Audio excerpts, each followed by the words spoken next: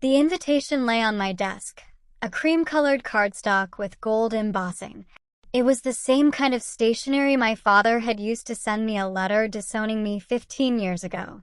The irony wasn't lost on me. Please join us for dinner at the Anderson family estate at 8. Your presence is urgently requested. My assistant, Thomas, observed as I turned the invitation over in my hands. Are you going to go? He asked. I leaned back in my chair, gazing at the Manhattan skyline from my corner office. What do you think, Thomas? 15 years of complete silence, and now they suddenly want a family dinner. My name is Sarah Anderson, though I haven't used that last name since I was 22. Back then, I was the rebellious older daughter who dared to question my father's business ethics. Now I'm Sarah Wu, CEO of Avalon Industries, one of the fastest-growing tech companies in the world. I had just finalized the acquisition of Anderson Technologies, my family's sinking company. The merger documents are ready, Thomas said, placing a folder on my desk. Everything is set for next week's board meeting. I nodded, still fixated on the invitation. Have you seen the latest figures from Anderson Tech? Thomas pulled up a tablet and scrolled through the reports. Stocks are down 60% from last year. Your sister's most recent product launch flopped. There are even rumors that they won't make payroll next month. Rachel, my perfect younger sister, the one who always did everything right in our father's eyes, the one he handpicked to lead the company, insisting she had the ideal temperament for leadership, the same sister who had stood by silently as he cast me out. Book me a flight to Boston, I said finally. Let's see what they want. The Anderson estate looked the same as it had 15 years ago. Manicured lawns, an imposing stone facade, and an air of old money wrapped in even older traditions. As my car pulled up the circular driveway, I noticed other vehicles already parked. Rachel's Range Rover, my father's Bentley. Thomas had insisted on having a car wait for me. Just in case, he'd said. Smart man. The butler, no longer the same one from my childhood, opened the door before I could knock. Miss Anderson, he greeted me formally. Miss Wu, I corrected. His eyes widened slightly before he gave a respectful nod. Of course. My apologies, Miss Wu. The family is waiting in the study. The study, where all major Anderson family decisions were made, where my father had informed me that I was no longer welcome in his home or his company. Straightening my Prada jacket, I followed the butler down the familiar hallway. Family photos lined the walls. Rachel's graduation, her wedding, her ascension to CEO. My presence had been completely erased. The study door was open. Inside, my father sat behind his massive desk, looking older than I remembered but still exuding authority. Rachel perched on a leather sofa, her designer outfit failing to hide the nervous way she fidgeted. In the corner, my mother sat quietly, just as she had the day I left. Sarah, my father said, rising from his chair. Thank you for coming. I remained in the doorway, refusing to step fully into their space. Well, when the great William Anderson summons you, how can you refuse? Rachel flinched at my tone. My father's jaw tightened, but he pushed forward. Please sit. We have much to discuss. I chose an armchair near the door, crossing my legs and waiting. The silence stretched, heavy and uncomfortable. Finally, my father spoke. We're aware of your success in recent years. I raised an eyebrow. My success? You mean building a billion-dollar company from scratch while you were grooming Rachel to run Anderson Tech into the ground. Sarah, please. My mother spoke for the first time. We're trying to have a civil conversation. Civil. I laughed.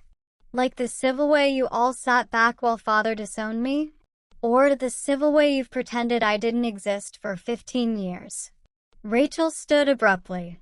We made mistakes, okay? Is that what you want to hear? We were wrong. I studied her, really looked at her for the first time. The pristine blonde hair was styled to perfection, but there were shadows under her eyes, tension in her shoulders. Running a failing company had taken its toll. "Why am I here?" I asked, turning back to my father. He let out a heavy sigh, looking every bit his 65 years. "Anderson Technologies is in trouble. We need your help." And there it was. Not an apology. Not an acknowledgement of the pain they'd caused. Just another business deal. "You need my help," I echoed, keeping my tone even. "What kind of help?" "We've seen what you've done with Avalon Industries," he said. "The innovation, the growth. We need that kind of thinking at Anderson Tech." I thought of the merger documents in my briefcase. The months of meticulous planning that had led to this exact moment. "And what exactly are you offering?" "A partnership," Rachel jumped in. "A co-CEO position. Equal say in the company's direction." I almost laughed. They had no idea how close they were to having no say at all. "Let me get this straight," I said, standing. "For 15 years, I was the family disappointment. The one who didn't understand business. The one unworthy of the Anderson name. But now that you're failing, suddenly I'm good enough." "That's not fair," Rachel protested. "Things are different now." "Different?" I turned to her. "How exactly?" "Because you failed at the job you were handed on a silver platter? Because you couldn't handle the responsibility you were so sure you deserved." "Enough," my father snapped, his voice sharp. "We're offering you a chance to come home, Sarah. To be part of the family again." I reached for my briefcase, pulling out the merger documents. "That's a generous offer, Dad," I said, placing the papers on his desk. "But I have a counterproposal." His expression darkened as he picked up the documents, his face growing pale as he read. "What is this?" "The future of Anderson Technologies," I said calmly. "Avalon Industries has been acquiring shares through various subsidiaries for months. As of next week's board meeting, we'll own controlling interest in your company." Rachel snatched the papers from his hands, her eyes scanning them frantically. "This is impossible." "You can't." "Can't what?" I asked. "Can't outmaneuver the mighty Andersons? Can't build something bigger and better than you? Can't take everything that was once yours?" My father stood, his face red with rage. "You planned this?" "All of it." "No, Dad. You planned this," I replied. "The moment you decided Rachel was more deserving of your trust, your love, your legacy, you set this in motion. I just learned from your example." "We'll fight this," he threatened. "We have lawyers." "Yes, you do," I agreed. "The same lawyers who helped me structure this deal. Turns out, loyalty can be bought." Another lesson. The silence in the study was deafening. My mother had gone completely still, her hands clasped tightly in her lap.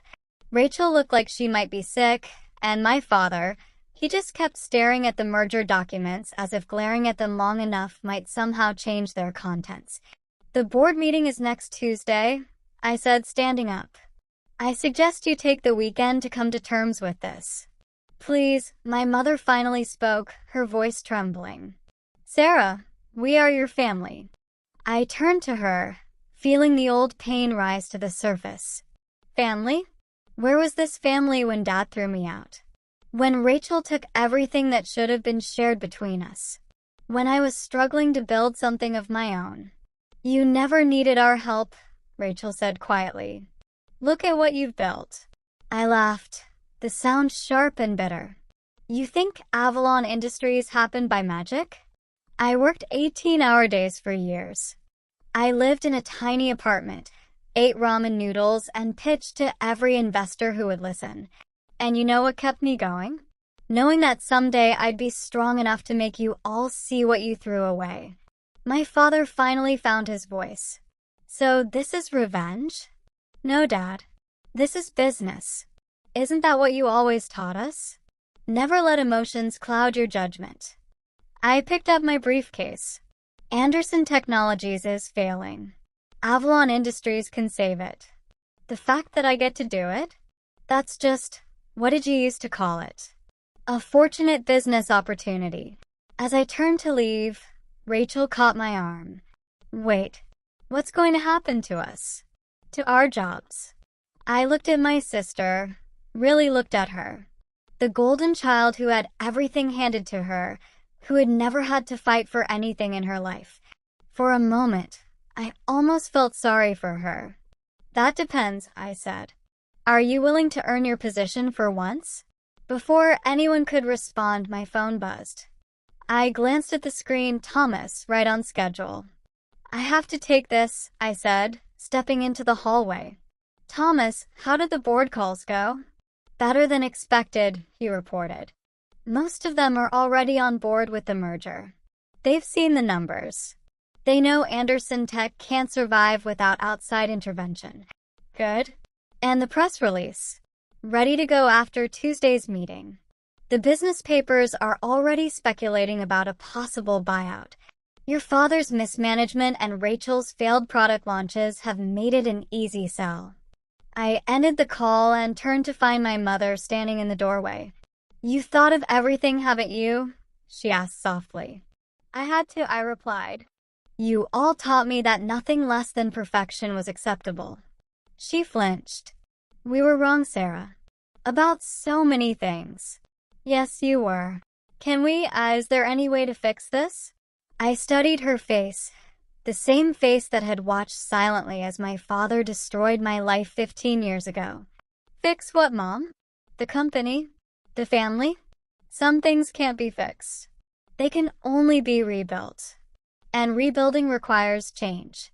Back in the study, my father had moved to the window, staring out at the gardens where he once taught Rachel and me about the importance of the Anderson legacy.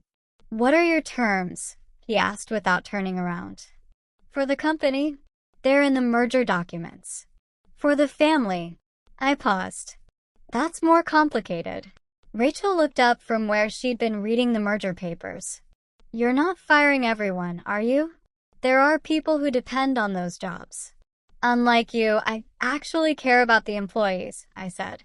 Anyone who's qualified and willing to adapt will have a place in the new organization. But there will be changes. Big ones. And us, she asked quietly. That depends on you. Are you willing to start at the bottom? Learn the business properly? Prove you deserve your position? She nodded slowly. I think I need to. Good. Because that's your only option if you want to stay with the company. And me? My father asked, turning from the window. You'll be offered a position on the board. Non-executive. No direct management role. Your years of experience could be valuable, but you won't be running things anymore. He opened his mouth to argue, then closed it again. For the first time in my life, I saw William Anderson accept defeat.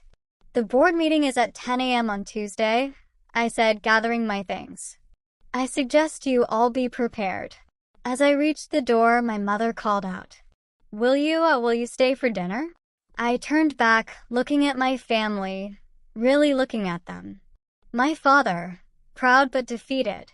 Rachel, scared but finally understanding. My mother, hopeful but uncertain. No, I said softly. Not tonight. We have too much history for casual family dinners.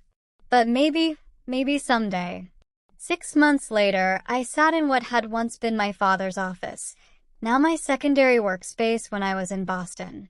Rachel was presenting her analysis of a potential new product line.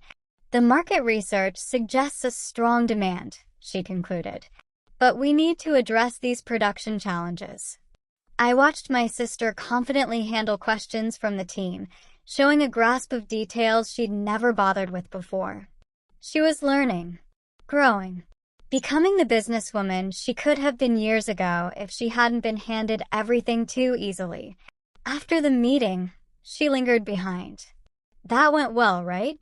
It did, I agreed. You've come a long way in 6 months. Thanks to you, she said quietly. For giving me a chance I probably didn't deserve. Everyone deserves a chance to prove themselves, Rachel. Even spoiled little sisters who take 15 years to grow up. She laughed, a real laugh, not the artificial one she had perfected for society parties. Mom asked me to remind you about Sunday dinner. I had been to exactly 2 family dinners in the past 6 months. They were still awkward, still heavy with unspoken words and lingering hurt. But they were also something else, beginning. Maybe I said, I have a lot of work to do. You always have a lot of work to do, Rachel pointed out. But maybe that's not all there is to life. Maybe sometimes family dinner is just family dinner. I looked at my sister, really looked at her. The entitled princess was gone, replaced by someone more real, more substantial. Maybe I agreed.